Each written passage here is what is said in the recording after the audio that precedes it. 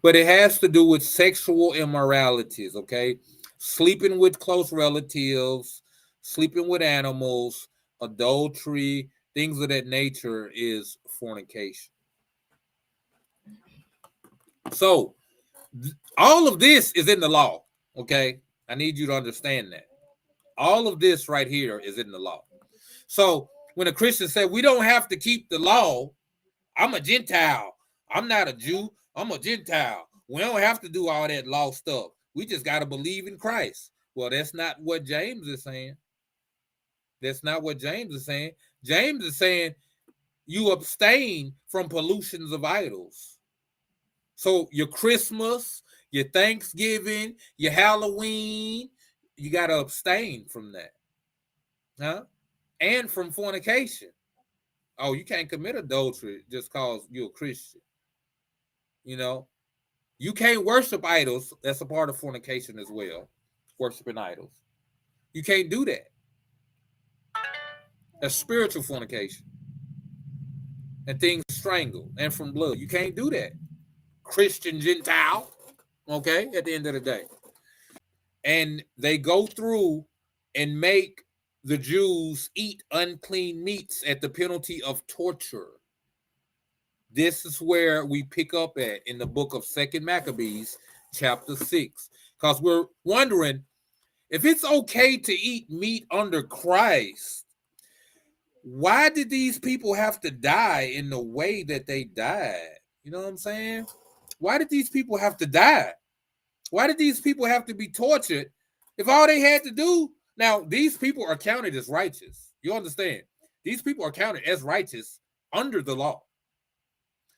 But if it's okay to eat unclean meats, why ain't they just do it? Now, we have the story of Eleazar and the mother and 7 sons. Spoiler alert, okay, they all died. They all were brutally tortured. Okay. But specifically the story of Eleazar and this bringing on of this persecution to believers that keep Torah, we are specifically going to speak about here in Maccabees chapter 2, verse 6. Sorry, Second Maccabees chapter 6 is the right way to say that. Second Maccabees chapter 6. Not long after this, the king sent an Athenian senator to compel the Jews to forsake the laws of their ancestors and no longer to live by the laws of the Father, right? This is what Christians are trying to do. That's what they're telling bloodline or people that believe they're bloodline Israelites to do. They're mocking us. They're condemning us for trying to compel them to live by the laws of the Father. You see, the New Testament has done us a misservice because in the New Testament, it always says the law of Moses, the laws of Moses, the laws of Moses. And it puts you in the mindset that this is all Moses is doing. Like, this ain't got nothing to do with the Most High. The Mosaic law. That's what the problem is. It's the Mosaic law. Well, we get over here in Maccabees, it says the laws of quote unquote God, the laws of the Father, the laws of Velua. Shout out to my brother. I know he over there like, come on, man. Come on, man. The G-O-D, man. He should have been on here so you could read it. You could say it. Matter of fact, you can come on in. Anyway, also to pollute let's start over. Not long after this, the king sent an Athenian senator to compel the Jews to forsake the laws of the ancestors and no longer to live. No longer to live. They had been doing it.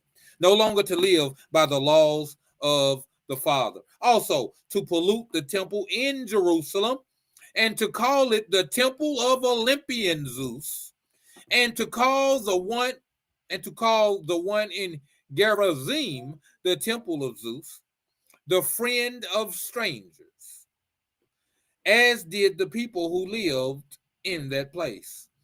harsh and utterly grievous was the onslaught of evil. So you got the Greeks trying to turn the Jews pagan and trying to get the Jews to forsake their law. You know what didn't happen? They say, hey, Jesus coming. We can forsake the law. It's all about Jesus now. We ain't got to be tortured, brutally, murdered, our kids uh, uh, uh, bashed against stones. We don't have to have that happen. You just believe on Jesus. Let's see. For the temple was filled with debauchery and reveling by the Gentiles. Ain't that what they doing now with this book? Ain't that what they doing with this book? Debauchery. Let's see what debauchery means real quick, because I'm not exactly 100% familiar. I think it's like a foolishness or whatever, silliness, wickedness, but let's find out here. Debauchery, excessive indulgence in sensual pleasures, freak nastiness. Okay, that's what the debauchery is. So that means they in the temple having sex in the temple.